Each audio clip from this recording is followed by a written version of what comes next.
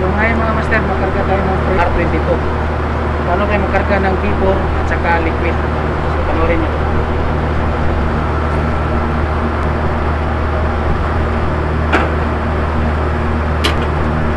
So una, buksan mo natin yung tangke.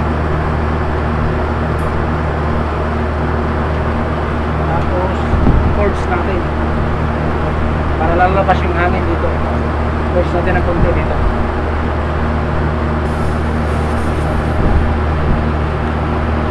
Tapos natin yung cords, magkarga tayo ng V4.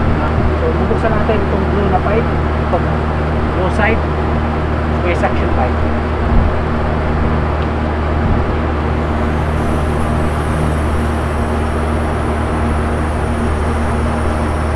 Doon lang pagkarga ng V4. Nakatayo yung tangke. Buksan natin itong blue side. Itong blue na to, papasok siya dun sa may suction pipe. Okay? Ngayon nasara natin, magkarga tayo ng liquid. Dito tayo magkarga sa high side. Dito sa red na kulay. Pasok ng freon dito sa may discharge line. So liquid. Okay? So liquid tayo. Tataon natin ito.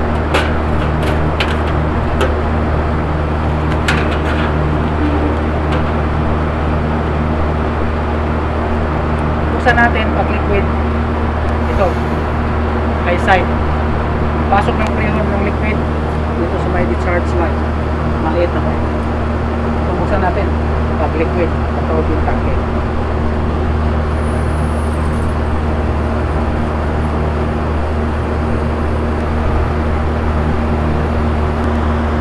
Okay, so ganun na magkarga ng liquid refrigerant dito sa may high side, sa may discharge line. Kapag V4 naman, nakatayo yung tangke, dito tayo sa low side, pasok ng refrigerant dito sa suction pipe. Okay?